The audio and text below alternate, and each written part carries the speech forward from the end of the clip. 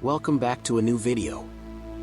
In this series, we journey through the ancient myths, not just to witness heroes and monsters, but to follow the perilous voyages where every sea hides a trial and every shore hides a god's whim.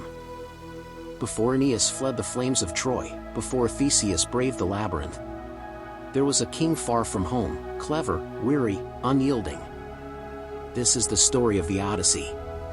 A tale of cunning, loss, and the long road back. The man of many turns. His name was Odysseus, king of Ithaca.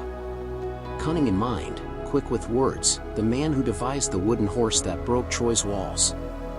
But while the Greeks sailed home, the gods had other plans for him. Poseidon, god of the sea, seethed with anger, for Odysseus had blinded his son, the Cyclops. So the king of Ithaca wandered, his sails torn and his course bent by storms and curses. The voyage and its trials.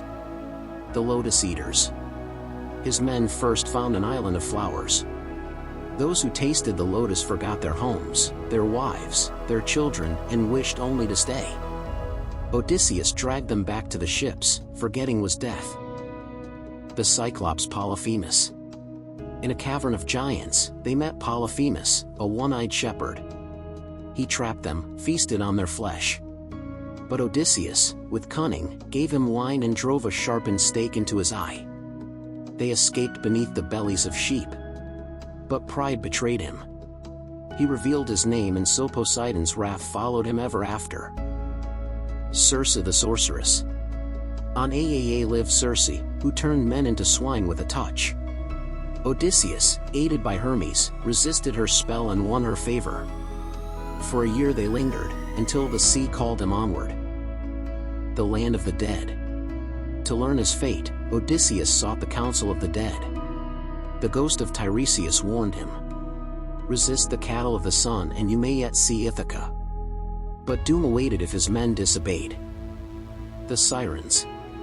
Their song promised wisdom, knowledge of all the world. Odysseus longed to hear, so he stopped his men's ears with wax and bound himself to the mast. Their voices tore at his soul, but the ship sailed past. Scylla and Charybdis. Two monsters guarded a strait. Charybdis, a whirlpool. Scylla, a six-headed horror. He chose the lesser doom. Scylla struck, seizing 6 men at once. Their screams swallowed by the sea. The cattle of Helios. At last, his starving crew betrayed him. They slaughtered the sun's sacred cattle. In vengeance, Zeus shattered their ship with a storm. All perished. All but Odysseus. Calypso's Isle. He drifted alone, washed upon the island of Calypso, the immortal nymph who loved him. For 7 years she held him, offering eternity at her side, but his heart longed only for Ithaca. The return and the reckoning. At last, with the gods' pity, Odysseus was freed. He reached the shores of his home, but found it overrun by suitors. For 20 years they had devoured his wealth, vying for the hand of his wife, Penelope. Disguised as a beggar, Odysseus entered his hall. At Penelope's challenge, only he could string his great bow and shoot an arrow through 12 axe heads. Then, with fury, he cast off his disguise. Arrows flew. The suitors fell and blood washed the hall of Ithaca. At last, husband and wife were reunited, king and queen restored. The meaning of the Odyssey. The Odyssey is more than a voyage. It is the tale of a man tested by gods and fate of a mind sharper than any blade of a heart that endures storms, temptations, and despair.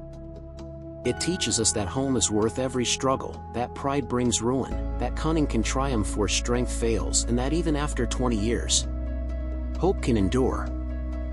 Odysseus's name lives on, not because he conquered new lands, but because he found his way back. Thank you for watching. If there's another myth or voyage you want us to explore, tell us in the comments. And remember, every sea has its storms. Every journey has its trials. And every homecoming is the greatest victory of all.